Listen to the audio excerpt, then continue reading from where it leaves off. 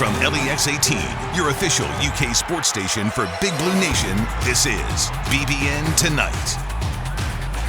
Welcome to BBN Tonight. I'm Keith Farmer. And I'm Jo Perino. Tonight, where Mark Stoops says this team goes from here. And later, former Cat Cash Daniel interviews Josh Paschal, and we also talk with Jack Goose Givens about the NBA Finals.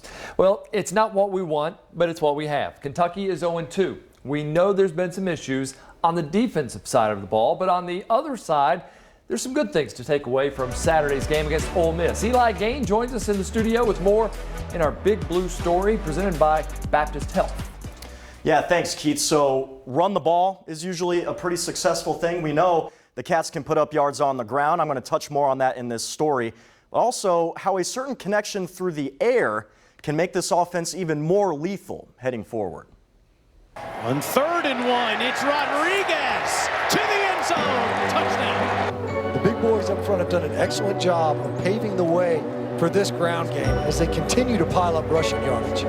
We know the yards will be there on the ground with this year's Wildcats. On Saturday, 3 players rushed for over 100 yards. Terry Wilson, Chris Rodriguez, and A.J. Rose. And as a team, they combined for over 400 on the night against the Rebels.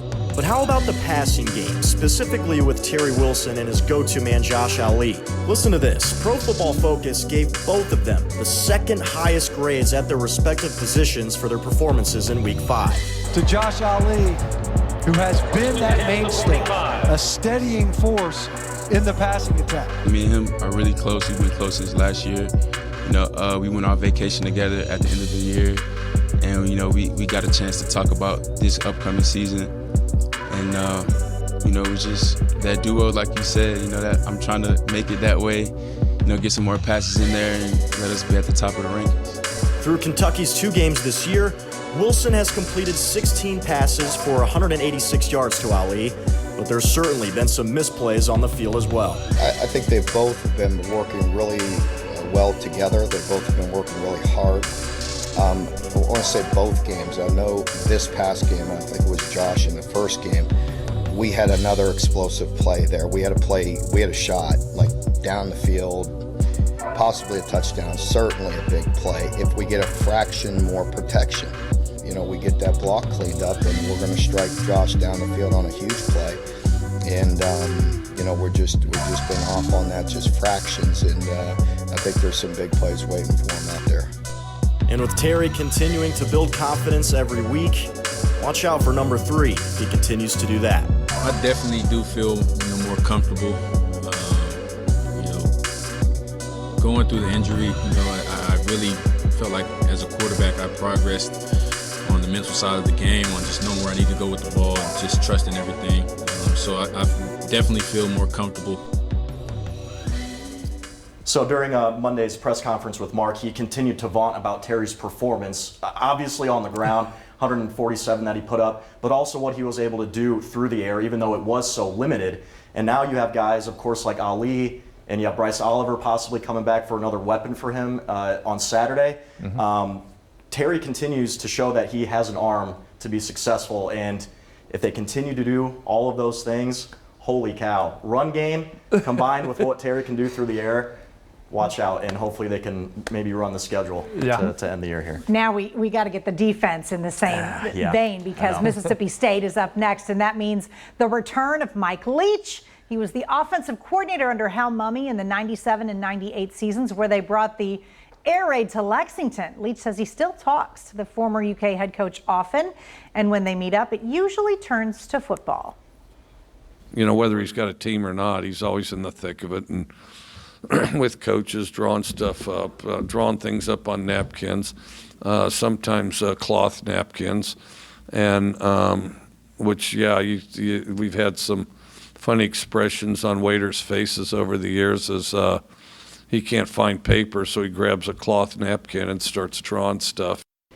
Yeah, and then he's like, I'm going to take this, if that's okay. But they don't want it back, But the air raid, we wanted it back here so badly, it seemed like so many times. Haven't gotten there yet, but it's okay the way they're running the ball. They don't really need it right now. I mean, it's going to be fun to see these two offenses because while Kentucky isn't an air raid, we're still going to hear those sirens. And I think it's fun to see what they are doing through the air. But that secondary needs to step up big this week. Yeah, it seems Mississippi State's star running back will be in the lineup for Saturday's game against UK. Kylan Hill has been nursing an injury and played only one down in the Bulldogs' loss to Arkansas, but Mike Leach says he expects Hill to be available to play at Kroger Field.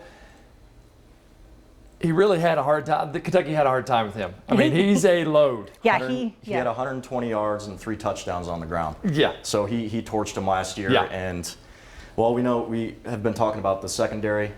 Well, those guys up front are going to have to step it up more, too. Ole Miss wasn't able to run that successful last week because they had so much success through the air. But you have a different beast in the backfield coming into Kroger. No one ran on Kentucky last year the way Kylan Hill did. No, not at all. But, you're that right. says You're something. exactly right. Yeah, it does. All right, SEC Network analyst Paul Feinbaum is drawing some negative attention from the BBN for his recent comments on Kentucky football following that loss to Ole Miss. For every Kentucky fan that's called up to whatever show in Kentucky, in Lexington, or our show, or your show, or anybody's show, and said, "Hey, how come nobody respects Kentucky? How come they're not ranked higher?" Well, that's why. That was just a brutal loss. There's no sugarcoating it. After Saturday, there's no more cases to be made for Kentucky. It's time to start thinking about John Calipari's basketball team. Ouch. Jesus. Vince Merrill responded to Feinbaum's comments by tweeting, "I believe in this staff and players, so let's do what we do best. Block out the noise and let's go to work. This isn't the first time we had to shut people up. Go Big Blue." You guys, I mean, I don't know if that's clickbait or if he really believes that. I mean, you can't, if you're going to make a judgment call on 2 games in a COVID era, one of those games being at Auburn. So really, yes, Saturday was brutal. Kentucky should have won that game hands down. They didn't. That's not a reason to write off this whole program. It's ridiculous. It happens every year. Obviously, like Vince said, we're used to it. Yep. Shut it out. And I wouldn't put it past Vince to have gotten Feinbaum to say that just to rile his team up. That's unbelievable. For sure. All right, coming up next on BBN Tonight, former Cat Cash Daniel interviews a current member of the UK defense. The pride of Paintsville sits down with Josh Paschal when we return.